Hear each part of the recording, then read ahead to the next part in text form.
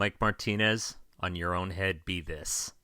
So, the question has come up on what is the better series, Friday the 13th or Halloween. Now, like all matters of taste, I can't tell you that there is an objectively better one.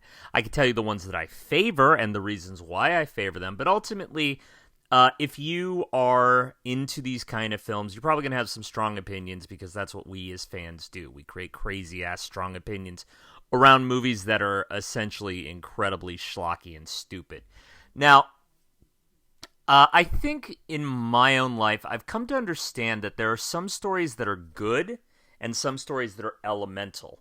And a good story, is like, I don't know, the Godfather or something, or Othello. Something that has, like, craft and thoughtfulness and speaks to the human condition in one form or another.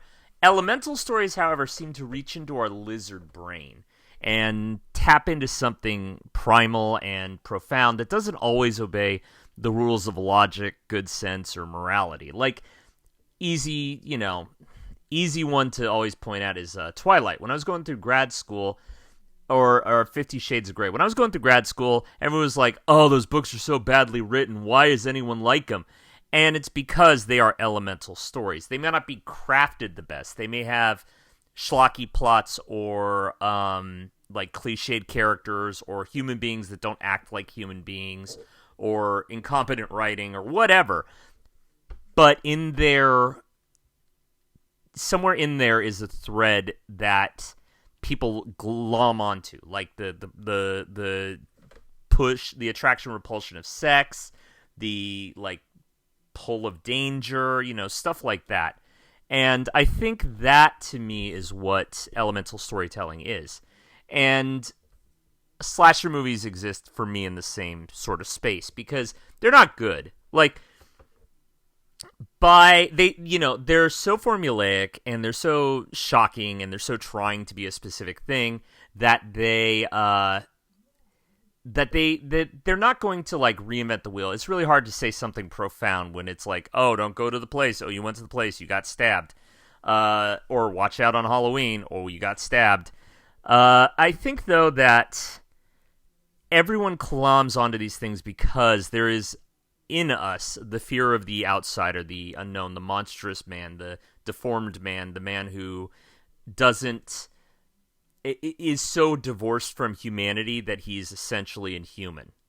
He can do monstrous things. He doesn't give you a reason why. And I think that part is the part that sort of captivates people with a lot of slashers, is that when you have, especially a slasher like Michael Myers and Jason, who are mute, and whose only clue to their personality is their behavior, which is almost universally alien at best and inhumanly cruel at worst, then I think that people will start putting a lot of stuff on it. And I think that that's what we got to go into the root with all of these, because you have a couple of different core archetypes at work here. The first is that Michael Myers is just evil.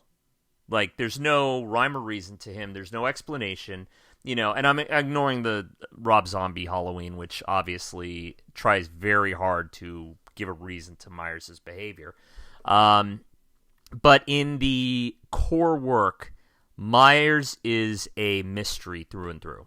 Normal household, normal family, nothing really off about him. Just one day that switch flips and he stabs his sister to death. And I think that, when you have that, and Myers doesn't speak for himself, Dr. Sam Loomis speaks for him. He's the one that tells you that there's nothing behind his eyes. It's just like inhuman alien malice. That's who Michael Myers is. He is the boogeyman. I mean, that's pretty much the last line of dialogue in the first film, is that he's just the monster waiting out there. There's nothing to explain him, nothing to sort of justify his behavior. Jason, conversely, on the other hand, is the bullied child getting payback. And I think that makes him in a lot of ways more popular, because you can't really say, oh, I've ever been an alien, inhuman slayer monster like Michael Myers. But most people can say that they've had a time where they felt powerless. They didn't know where that rage can go. And so they sort of direct it into different they channel that sort of impotent anger in different ways, and for a lot of people, it is these monsters. Like, if you are picked on and can't say shit, then Jason will go and kill everyone that's having a better time than you. It's I think that's the reason that Jason has kind of surpassed Myers as the fan favorite, is because he's more relatable. Visually, I think he's more cool. Like, Myers tends to be portrayed very stiffly, and I mean that's important. Myers is defined more than anything else by his in terms of the language of his body. He's defined by his stiffness, whereas Jason, especially post-Hodder Jason, is very much defined by like this overwhelming, all-encompassing rage. Now, as far as which movies are better to the layman, that's a tough call, because you cannot like say that any film like is better than Halloween, because Halloween, while it doesn't have a lot of things we come to expect in a slasher movie, like the body count is very low. It's mostly these sort of prolonged scenes of stalking and, Myers finding this group of teenagers and just brutally creeping them out for like the day before he kills them. The Jason movies don't really have that. There's not really that sort of elegant pacing to them. There are, it's basically the roller coaster, right? Set up tension, dramatic kill, break, set up tension, dramatic kill, break. Do that a few times, and then you get the final girl chase sequence. But that's the nature of slasher movies, as they sort of became codified. Like, Myers movies, especially the first two, was before they really figured out what the formula was and pinned it down. Whereas Jason sort of always operated on a formula. I think more when it comes to guys like Carpenter, who are legends, the quality of Halloween and Halloween 2, which he had like screenwriter credits on, and he did a couple of reshoots or something, but they tend to feel more ambitious than most Friday the 13th films, which were made by a factory because they were cheap and they always turned a profit, and they were comparably easy to do. Now, I'm not saying that they're bad movies. I still think that Friday the 13th 2 is really good. It's like the perfect early 80s slasher film. Friday 4 has Tom Savini's work. It's got God, what's that kid's name? The one with the kooky dance, Crispin Glover.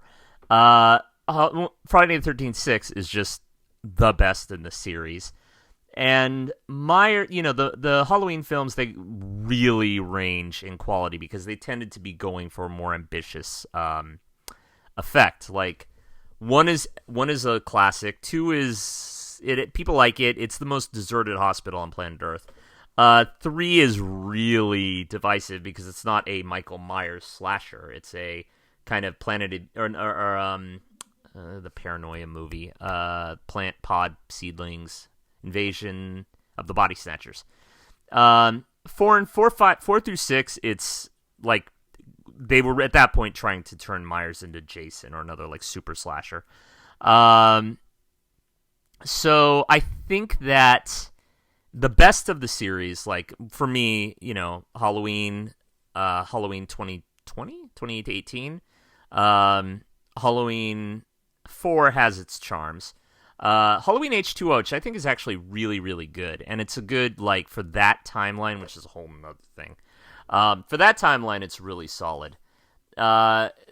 They can be good. I personally prefer the Jasons because I think, there's a sort of elemental connection to the character that I feel. But, short answer, it's a complicated question.